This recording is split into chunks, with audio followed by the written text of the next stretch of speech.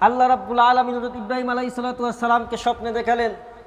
ইব্রাহিম আলাইহিস সালামের বয়স যখন ৮৬ বৎসর, তখন আল্লাহ রাব্বুল আলামিন হযরত ইব্রাহিম আলাইহিস সালাতু ওয়াস সালামকে একজন পুত্র সন্তান দান করলেন।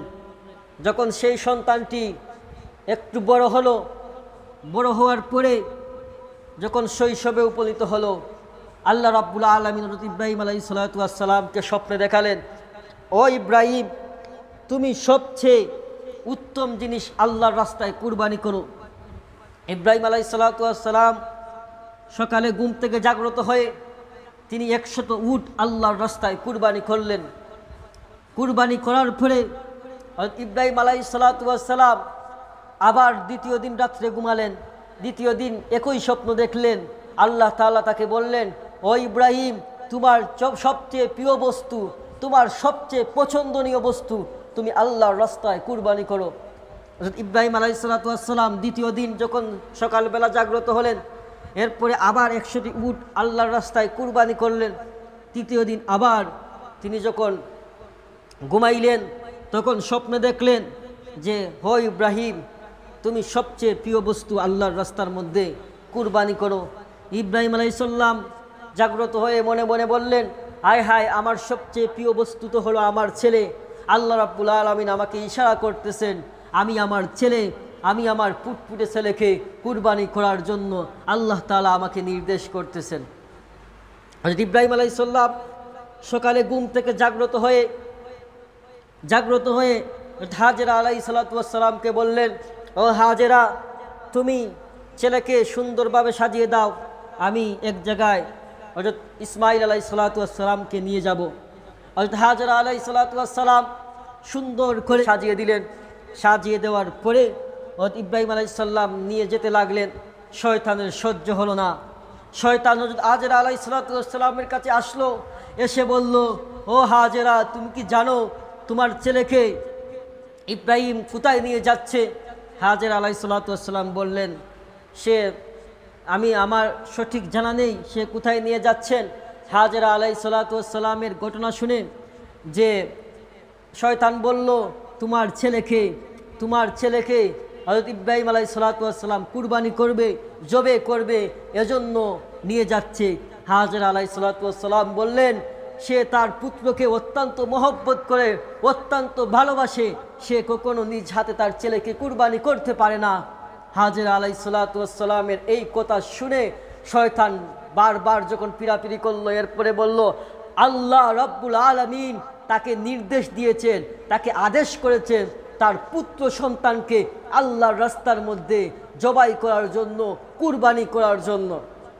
হযরত হাজেরা আলাইহিস সালাতু ওয়াস সালাম শয়তানকে উদ্দেশ্য করে বলেন, যদি আমার আল্লাহ রাব্বুল আলামিন ইব্রাহিম আলাইহিস সালাতু ওয়াস সালামকে আদেশ করে থাকেন, তাহলে ইব্রাহিম যদি আমাকে বলতো, আমি তাকে সাহায্য করতাম, আমি তাকে সহযোগিতা করতাম, আল্লাহর উপরে অন্য কোনো ফয়সালা হতে পারে না। শয়তান যখন হাজেরা আলাইহিস সালাতু ওয়াস সালামের সাথে তর্ক বিতর্কে পারল না, তখন সে ইসমাইল আলাইহিস সালামের পিছনে ছুটল। ইব্রাহিম আলাইহিস সালাম সামনে ছিলেন, ইসমাইল আলাইহিস সালাম পিছনে ছিলেন। ইসমাইল আলাইহিস সালামকে গিয়ে বলল, ওই ইসমাইল, তুমি কি জানো তোমার বাবা তোমাকে সাজিয়ে গুছিয়ে কোথায় নিয়ে যাচ্ছেন? তিনি বললেন না। এরপরে বললেন, শুনো, শয়তান বলতেছে ইসমাইল আলাইহিস সালামকে, তোমার বাবা তোমাকে জবাই করার জন্য, তোমাকে কুরবানি করার জন্য মিনা পান্তে নিয়ে যাচ্ছে। ইসমাইল আলাইহিস সালাম বললেন, শুনো শয়তান, আমার বাবা আমাকে জানের চেয়ে ভালোবাসেন, জানের চেয়ে মহব্বত করেন, তিনি আমাকে কখনো জবাই করতে পারেন না। তখন শয়তান বলল, শুনো ইসমাইল, বারবার পিরাপিরি করতে লাগলো। এরপরে বলল, শুনো ইসমাইল, তোমার বাবা আল্লাহ তাআলা নির্দেশ করেছেন, আল্লাহ তাআলা তাকে আদেশ করেছেন তোমাকে জবাই করার জন্য, তোমাকে আল্লাহর রাস্তায় কুরবানি করার জন্য। ছেলেও ছিল কিরকম? নবীর ছেলে, নবী। ইসমাইল আলাইহিস সালাতু ওয়াস সালাম বললেন, আমার আল্লাহ যদি আমাকে কুরবানি করার জন্য আদেশ করেন, আমি এক পা পিছপা হব না, আমি বলবো আমাকে কুরবানি করা হোক, আমি এতে রাজি হয়েছি। এজন্য আমি আমার দিনদার মা বোনদেরকে বলবো, আপনার সন্তানকে যদি মানুষের মতো মানুষ তৈরি করতে পারেন, আপনার সন্তান এই যে হাজেরা আলাইহিস সালাতু ওয়াস সালাম আল্লাহর হুকুমের উপর অন্য কোনো হুকুমকে গ্রহণ করেন নাই, ইসমাঈল আলাইহিস সালাম আল্লাহর হুকুমের পরে অন্য কোনো হুকুমকে গ্রহণ করেন নাই। শুনেছেন আল্লাহ তাআলা আদেশ করেছেন, তারা কার্যকর করার জন্য, সহযোগিতা করার জন্য প্রস্তুত হয়ে গেছেন, নিজের জানকে আল্লাহর রাস্তায় বিসর্জন দিয়ে দিয়েছেন। এটা কখন হবে? যদি আপনি আপনার একটা সন্তানকে, একটা মেয়েকে মাদ্রাসার মধ্যে পড়ান, তাহলে এই সন্তান বাবাকে বলবে বাবা তুমি নামাজ পড়ো, মাকে বলবে মা তুমি নামাজ পড়ো। 1 মাস 2 মাস যাওয়ার পরে ঘর থেকে সিনেমা উঠে যাবে, ঘর থেকে টিভি উঠে যাবে, ঘর থেকে বেসিয়ার উঠে যাবে, ঘর থেকে গান বাজনার আওয়াজ উঠে যাবে, ফজরের সময় তেলাওয়াত হবে ইয়াসিন ওয়াল কুরআনিল হাকিম, সূরায়ে ওয়াকিয়া, সূরায়ে মুলকের আমল শুরু হয়ে যাবে। এজন্য প্রিয় মা বোনেরা, আল্লাহর নবীজি বলেছেন যে কিয়ামতের ময়দানে মানুষ মৃত্যুর পরে 3টা জিনিস জারি থাকে, তার মধ্যে একটা হলো নেককার ছেলে। যদি আপনি নেককার ছেলে রেখে যেতে পারেন, কিয়ামতের ময়দানে কবরে রাখার পরে আপনার সমস্ত আমল বন্ধ হয়ে যাবে, একটি আমল জারি থাকবে, সেটা হলো তোমার ওয়ালাদুন সালিহুন। যেই ছেলে তোমার নেককার ছিল, যেই মেয়ে তোমার নেককার ছিল, এই নেককার মেয়ে যদি আপনি রেখে যেতে পারেন, ওই মেয়ে ওই ছেলে যদি আপনার জন্য দোয়া করে রব্বির হামহুমা কামা রব্বায়ানি সগীরা, তাহলে আল্লাহ রাব্বুল আলামিন আপনার কবরে আযাবকে মাফ করে আপনার ঠিকানা জান্নাত করে দিবেন। এজন্য আমি আমার মা বোনদেরকে বলবো, একটা সন্তান হলেও আপনি মাদ্রাসায় পড়ান। আল্লাহ তাআলা আমাদেরকে তৌফিক দান করুন। আমি বলতেছিলাম হযরত হাজেরা আলাইহিস সালাতু ওয়াস সালামের কাছে শয়তান পারল না, এরপরে ইসমাঈল আলাইহিস সালাতু ওয়াস সালামকে সে উকা দেওয়ার চেষ্টা করলো, পারল না। এখন বলল মুরব্বী শায়েখ ইব্রাহিম আলাইহিস সালামের কাছে যাই, গিয়ে বলল ইব্রাহিম শুনো, তোমাকে তো শয়তান বলেছে তোমার ছেলেকে কুরবানি করার জন্য, তুমি তাকে শয়তানের কথা মানার জন্য তুমি প্রস্তুত হয়ে গেছো। বর্ণিত আছে, তাফসীরের কিতাবে আছে,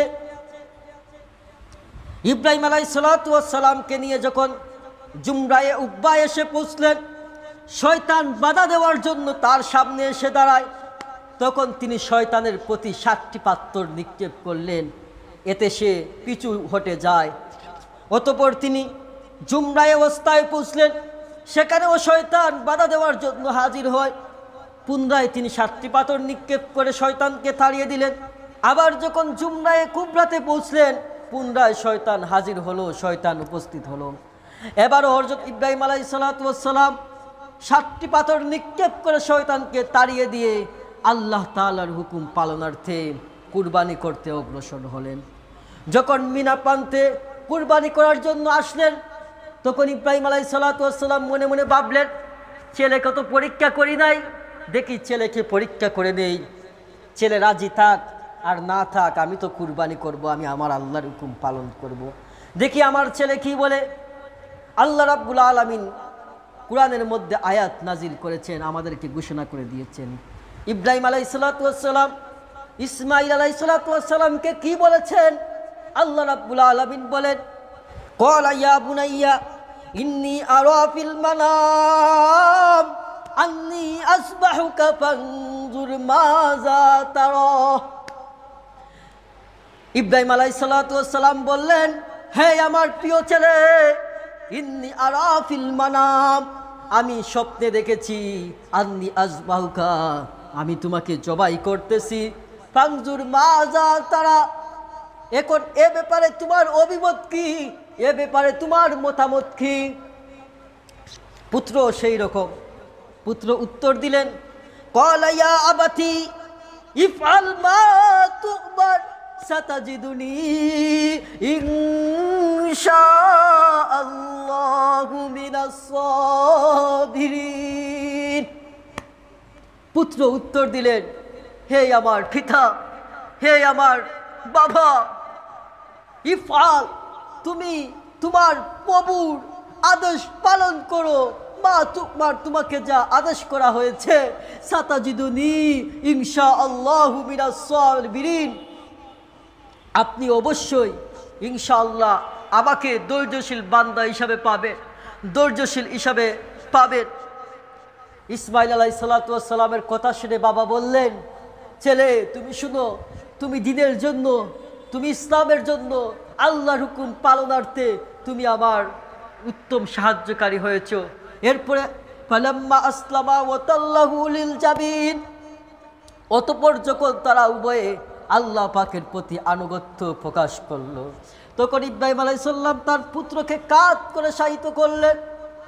ইসমাইল আলাইহিস সালাম বাবাকে বললেন, বাবা, আল্লাহর হুকুম পালনার্থে আমি নড়াচড়া করতে পারি। ও আমার বাবা, তুমি আমাকে ভালো করে বেঁধে নাও, আমাকে শক্ত করে বেঁধে নাও, যাতে আমি নড়াচড়া করতে পারি না। ইব্রাহিম আলাইহিস সালাম পুত্রের কথা অনুযায়ী, ছেলের কথা অনুযায়ী তাকে শক্তভাবে বেঁধে নিলেন।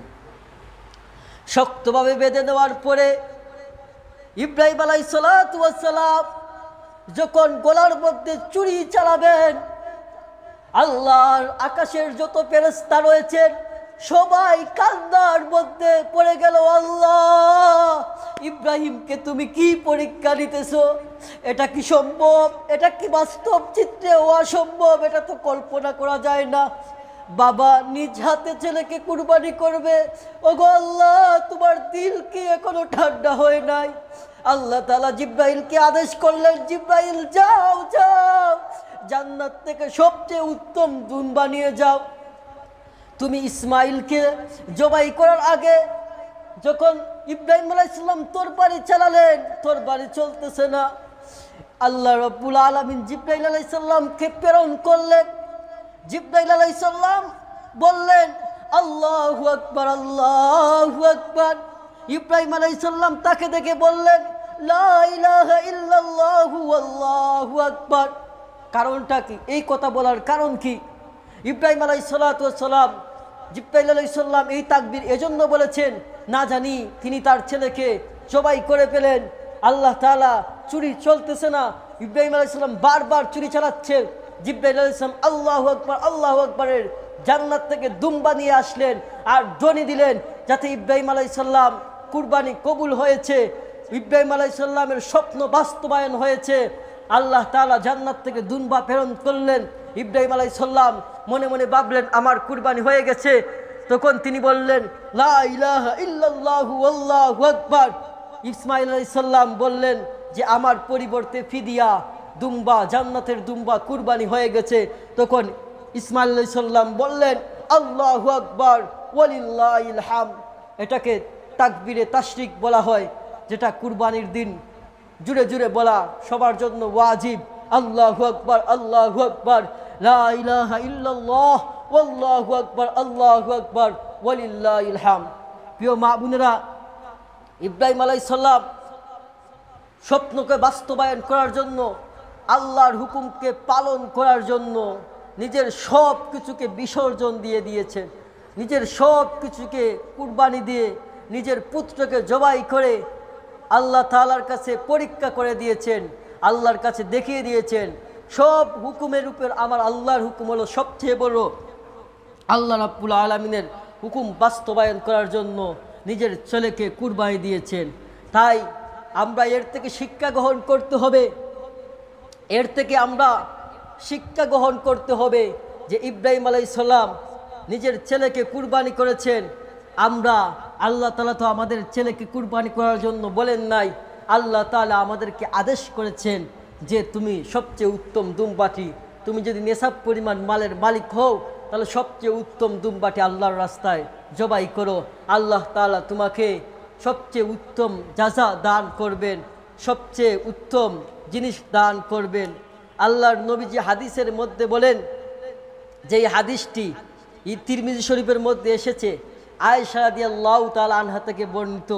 আন আয়েশা রাদিয়াল্লাহু তাআলা আনহা قالت قال رسول الله صلى الله عليه وسلم ما عمل ابن آدم من عمل يوم النحر أحب إلى الله من إحراق الدم وإنه ليأتي يوم القيامة بقرونها وأشعارها وأزلافها وإن الدم ليقع من الله بمكان قبل أن يقع بالأرض فطيبوا بها نفسه।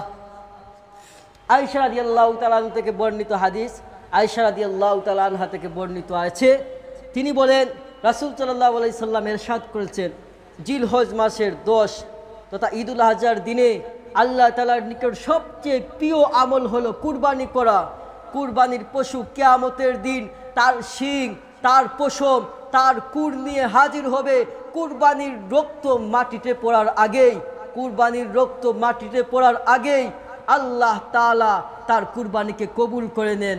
সুতরাং হে আমার বান্দা, মনের আনন্দে তুমি কুরবানি করো, মনের আনন্দে তুমি কুরবানি দাও, মনের আনন্দে তুমি তোমার পশু, সবচেয়ে উত্তম পশু কুরবানি করো। আল্লাহ রাব্বুল আলামিন কুরআনের মধ্যে ঘোষণা করে দিয়েছেন সূরা হজ, লা ইয়ানালুল্লাহু লুহুমুহা ওয়ালা দিমাউহা ওয়ালাকিন ইয়ানালুহুত তাকওয়া মিনকুম। আল্লাহ রাব্বুল আলামিন বলেন, লা ইয়ানালুল্লাহু লুহুমুহা, আল্লাহ তাআলা তোমাদের কাছে গোশত চান না, ওয়ালা দিমাউহা, তোমাদের কাছে রক্ত চান না, ওয়ালাকিন ইয়ানালুহুত তাকওয়া মিনকুম। আল্লাহ রাব্বুল আলামিন তোমাদের তাকওয়া দেখেন, তোমাদের ফরজগারি দেখেন, তোমরা কেন কুরবানি করতেছো, কি উদ্দেশ্যে কুরবানি করতেছো, এইগুলা দেখেন। এজন্য আমাদের উদ্দেশ্য ঠিক করতে হবে, আমাদের উদ্দেশ্যকে ঠিক করতে হবে। আমরা কোন উদ্দেশ্যে কুরবানি করতেছি? ফাসাল্লি রব্বিকা ওয়ানহার, আল্লাহর নবীজিকে আদেশ করা হয়েছে, ওগো নবীজি তুমি নামাজ আদায় করো এবং কুরবানি করো। ইন্না সলাতি ওয়া নুসুকি ওয়া মাহইয়ায়া ওয়া মামাতি লিল্লাহি রাব্বিল আলামিন। আল্লাহ তাআলা কোরআনে আয়াত নাজিল করেছেন, আল্লাহ তাআলা নবীজি বলে দিয়েছেন, আমার নামাজ, আমার কুরবানি, আমার জীবন ও আমার মরণ সবই আল্লাহ তাআলার জন্য। আল্লাহ তাআলা আমাদেরকে শিক্ষা দিয়েছেন নবীজির মাধ্যমে। আল্লাহর নবীজি বলেন, সুন্নাতা আবিকুম ইব্রাহিম আলাইহিস সালাতু ওয়াস সালাম, এই উজিয়া, এই কুরবানি করা ইব্রাহিম আলাইহিস সালাতু ওয়াস সালামের সুন্নাত। এজন্য আমাদের উম্মতেরা, আমাদের উম্মতের মধ্যে যাদের সামর্থ্য রয়েছে, যাদের তৌফিক রয়েছে, তারা অবশ্যই কুরবানি করতে হবে। যদি কুরবানি না করে তাহলে গুনাহগার হবে।